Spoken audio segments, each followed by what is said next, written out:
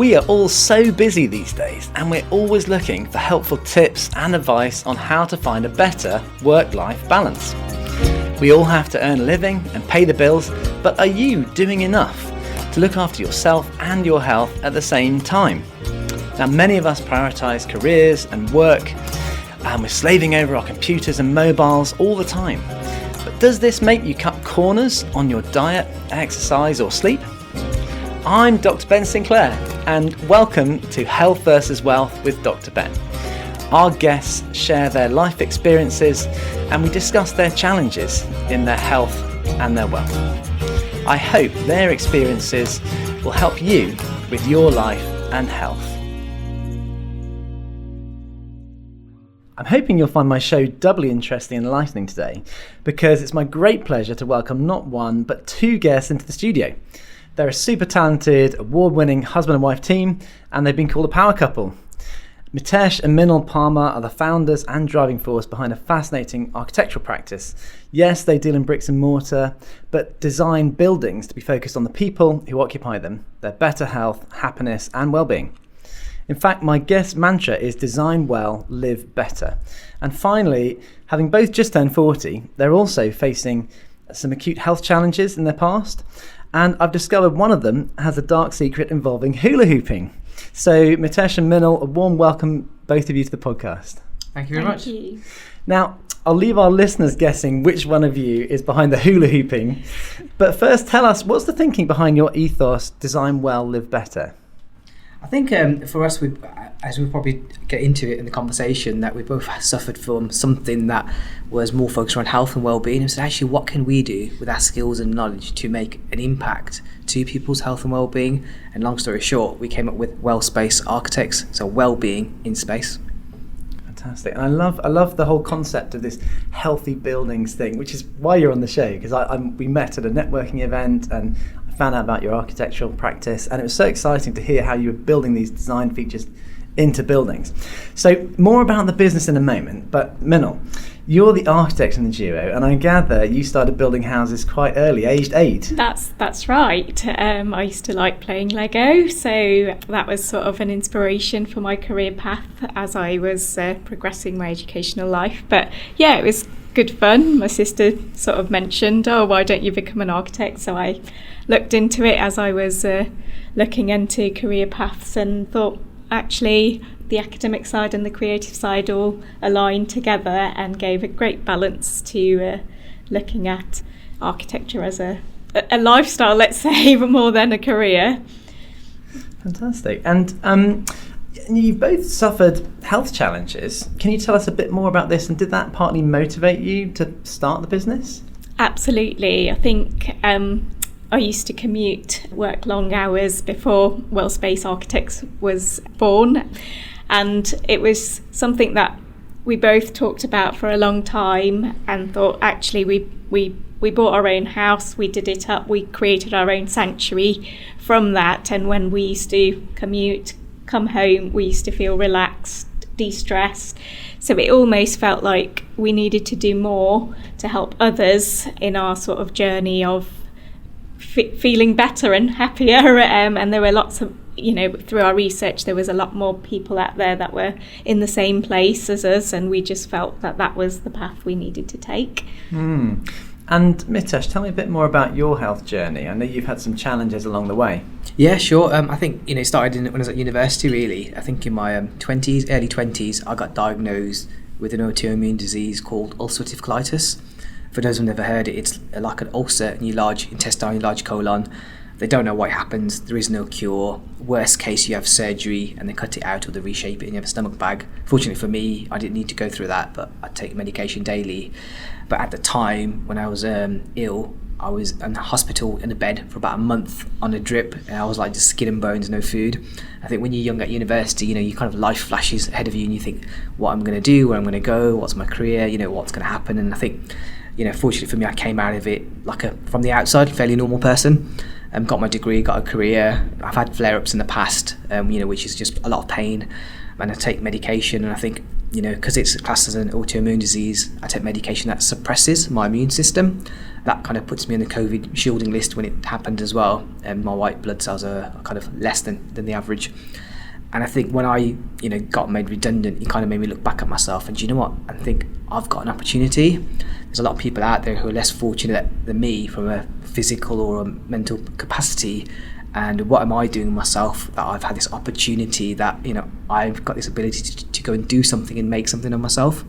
And, when we started the business, I look back and say, actually, what can I do to make an impact and make a difference from kind of what I've been through? Wow, what a powerful story that you've overcome that, and you're still managing it at the moment.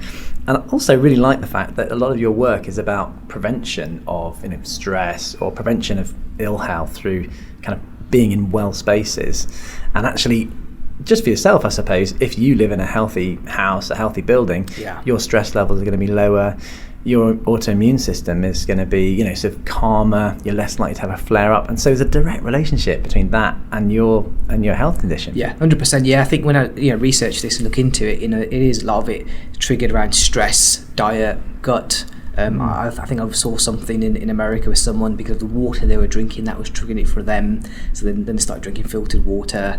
And so there's lots of different things, as you say, within an environment you're in, you don't think about can trigger. And I mean, this is why I'm so fascinated to speak to you guys, because I saw a presentation from a networking event about some of the things you do. Can you give the listeners some concrete examples of building details that affect people, so that affect their health? What are we talking? Materials, colours, windows? Can you tell us a bit more, Min, about that? Yeah, so I think obviously daylight is sort of one concept that is relatable to everybody, and everybody looks for daylight and they always feel really well and good and happy, especially when the sun's out. It's always that feeling of having serotonin in your body and feeling happy. So natural daylight is always a good one, but it also has negative sides to natural daylight. Things like glare. If you're working and you've got the sun shining on your face, that can create not so much of a positive experience within buildings. So positioning windows and glazing in the right places is really quite key, and understanding how somebody's going to use the space will really impact their positive experience or their negative experience. So it's for us as architects to really appreciate and understand what's happening in the contextual aspects of climate to be able to design that.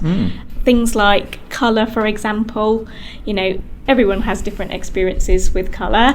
I just want to jump in and say I'm colourblind here. So I'm one of those people who has a totally different experience of colour than anyone else. Absolutely. But I'm interested to know how that affects people. Yeah, so I think, colour is it can be quite a subjective aspect, where if you like a certain type of colour, you feel better around that. You might look at, for example, the colour red, where culturally that can have a significant impact on the way you perceive that colour.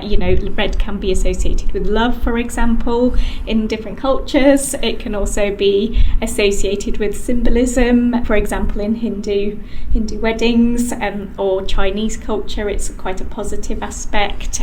Whereas, if it's associated with danger, for example, it can be a negative or blood in as a medical context, exactly. It could be a dangerous sign, couldn't it? Yeah, or if you sort of are neurodiverse, for example, the colour red can be experienced in all sorts of different ways as well, where, it can be quite overwhelming for some people. So it's really understanding how much colour you use, as well as the context of where you are. And if you're designing for lots of different types of people, because we're all different, surprisingly, even though people say we're not or assume we're not, we are all very different. So designing for that can be quite challenging, and understanding where to use the right type of colour is really important. You've got colours like yellow, where if you have dementia, for example, can make you feel more calmer.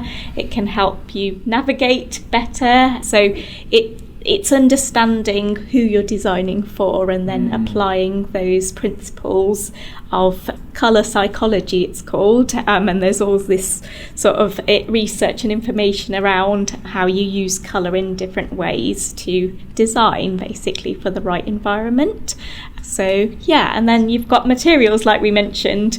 Materials are a big aspect to architecture, and we're all talking about it in the industry at the moment, where depends on what you fill in your home or your building, that can impact indoor air quality. So you can have materials that off gas within buildings, and it's a bit like ingredients on a food label, where you would have a list of items that are good for you, not so good for you. Well, buildings don't tend to have that. Adhesives, for example. Is this volatile organic compounds? Yeah, VOCs, so it's off-gassing, exactly. So it's volatile organic compounds that off-gas and release into the air, and we tend to breathe that in, and then sort of the long-term impacts of that can cause chronic health conditions, research suggests.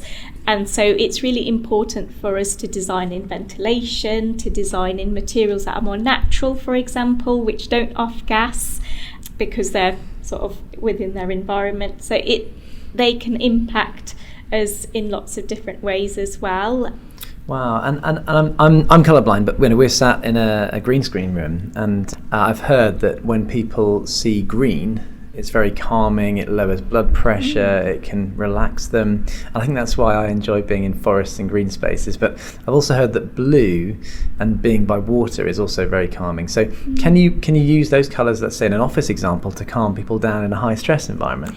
Yes, absolutely. There's something called biophilia or biophilic design, which is all about nature, and it's not just the colours but the shapes of natural plants, flowers, even water, for example, and the sound. So it's very sensory, the experiences that we have within buildings. So colour is part of that aspect, but there's also other wider aspects and concepts to bring in which help you to calm yourself down. Wow. Now, Mitesh, I noticed this morning that you're suffering from hay fever as you came in, and it's a pretty high pollen count today. Can you tell me a bit more about air quality in buildings, how that's sort of part of your design or how that affects people's health? Yeah, 100%. Yeah, I think it's one of those things you don't naturally see and you don't think about, but it all kind of plays a part on someone's health. And I think you see a lot of kind of technology coming out now and talking more about how the air quality impacts people. And when we were doing some research for a school conference, we found that children in London, due to the pollution in the air, their lungs, I can't remember the percentage, but it's equivalent to 2 large eggs smaller. Wow. Their lungs just due to air pollution. And you think, okay, you're in an area that doesn't impact you. And, we bought this air filter in our bedroom, and you'd be surprised on, what it picks up and how the air just in your bedroom, even with the windows closed, you think, is good enough, but generally it's not. And I think it's a mix of, dust, particles, stuff in the air. There's a lot of stuff happening out there. And it's one of those kind of hidden signs or dangers that kind of goes into your body, microscopic, you don't see, but actually does make an impact, and it builds up over time as well. Yeah, because the pollution bit is quite scary, how we've actually had our first confirmed death of a child attributed to air pollution recently by the coroner. It's the first time that's ever happened, a direct relationship. And it's really sad, but I think it's really hopefully raised this up the agenda. So, I mean, there's moulds in the air, there's particles, there's various things flying around. If you're sort of creating an office environment, are there any things that you should particularly look out for with sort of air quality if you're not able to, let's say, change the building? What could you do to change the actual environment to help that? So I think there are challenges there, because air quality also is impacted by the contextual aspects of a building and what's happening outside. But if you want to control it internally, you might want to put a ventilation system in that has more control over sort of filters that allow and pick up particle matter. Different sizes also impact the ventilation system and what filters are picking up different particle matters. Because size matters, doesn't it? It does. In the context of education, you're dealing with schools, and I know in long COVID, some schools are actually putting in some HEPA filters into rooms because of the risk to certain students who are immune suppressed, who, if they caught COVID, it'd be really serious. Absolutely. So HEPA filters is one filter type. There are others like MERV filters, and they pick up different size particles depending on the situation, but also pollen. They will pick up certain aspects of pollen as well, but I think pollen is also in the air. It's hard to control. Various different herbicides and pesticides in the air can have an impact on pollen and how you feel with allergens and pollutants. And that also can impact what you eat and what you drink, and the food quality, and that also impacts health conditions like infertility, for example. So it's taking it into a holistic approach by designing. You might say, well, actually, what's an architect got to do with food, for example? But it's all behavioural change and understanding how things work all together to create the best environment in buildings, to create better outcomes. Yeah, I think a simple answer to your question, a very simple one, is to get plants. Because plants will take some of the bad air out and then release good air, and then certain plants are better than others. So that's a very quick win for anybody in any office environment, is get some actual natural living plants in.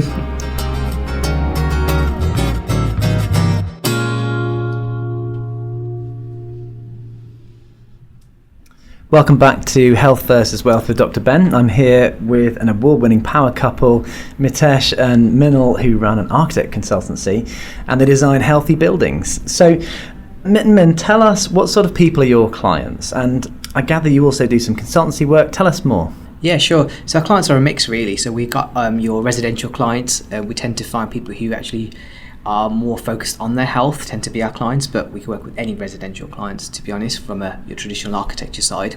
Then we also bring in the wellbeing aspect to that as well. And then from the commercial side, again, we've got experience in multiple sectors, but we tend to be leaning towards the office environment, the care sector, the education sector, and the health sector. And again, because of the overlap between the people in the building and how well-being is quite important to them. And I think what's kind of different as well with what we do with the consultancy side is we found when we start up the business, there's actually an international building standard called the WELL building standard, which is focused predominantly around well-being, but it does have an overlap with sustainability as well. And it's all data-driven, science-backed research and independently third-party verified of how the building can affect your well-being. So we spent about a year getting qualified, and Min's classed as a well-accredited professional, which means that we can offer consultancy for commercial clients who would like to get certification and meet that standard. So we offer consultancy to help commercial clients meet that standard. At the same time, with the knowledge we've built up, we apply all that knowledge and industry sector from different sectors as well into residential as well. So even if you're a residential client, we can take that knowledge that we've learned in the commercial sector and apply it where we can. And I think Min's got something to add to that as well. Yeah, so I think it's also looking at new research. So we're not just utilising the well building standard, but we are also looking at new research and new technology to apply where we can various different principles within the design process to help make a difference. So it's psychology-based, science-based research. Wherever we can apply it, we'll do that. It's very integrated, isn't it? I love it. Yeah, I think the most important thing out of all of this is that it's all measurable. Because a lot of the time people say, well, how do you know it works, doesn't work? Or people say, oh, is it like a cushion in the corner that makes you feel good? I go, no, it's a lot more to it. It's actually data-driven and it's scientific backed. So, when we talk about light, is how much is good light? What colour light, we talk about water, what is good water, what is bad water, how much water, how much you should hydrate. So even in the standard, it talks about if you've got an office space, if you've got so many people in a certain space, you should have like a hydration fountain. Or if you've got a cafe, you should have like a fruit bowl.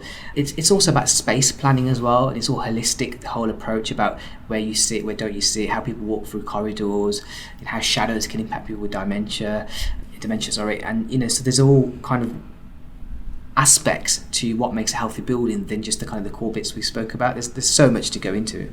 Yeah, it really is. And I find it so interesting because I was listening to Ben Greenfield podcast, and he's a sort of biohacker in the States. He used to be a sort of super duper triathlete. He's now into all things health, and he was talking about EMF. So essentially all electrical things are emitting these dangerous waves that might bathe us in sort of electromagnetic ways, which could impact our health. And I hadn't really been aware of that as a thing, but he was saying even just wires in the wall have to be sort of shielded, so that if your bed is up against a wall where there's a ton of wires going through, it's going to affect your brain health, your sleep, your immune system. It's so lovely that you guys are integrated in all these ways, which really fits with Dr. Finley's and our holistic practice. And I have to say, if I was ever going to build a practice, I would use you guys to design it, because you're putting all these things into the building. We're into the future. We're into longevity. Dr. Finley's, we have a passion for trying to prevent things. What do you guys think buildings will look like in 100 years' time with all of these design features in them?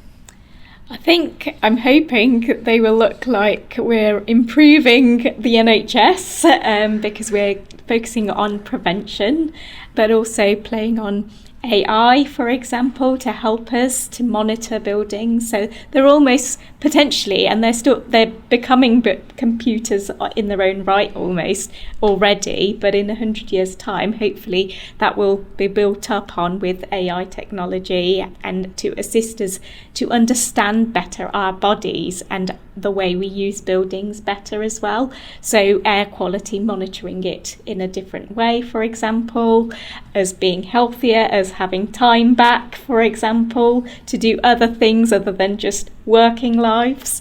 In the first world, we're getting less happier, so I'm hoping that we will get happier during these 100 years of development, let's say, trial and error as well.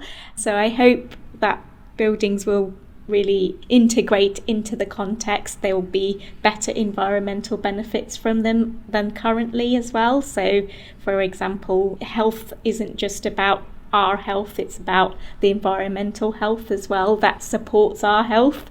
So hopefully in 100 years' time we will be able to support each other, which will improve our well-being as well. So natural environments are really important to be looked after as well. Yeah. And I think there's I think the way the world is going with the invention of different materials, technologies, lifestyle, climate change, I think it's just going to become more adaptive. And I think if you look at some of the stuff what's happening in commercial buildings, that will start to trigger and move down into more residential settings.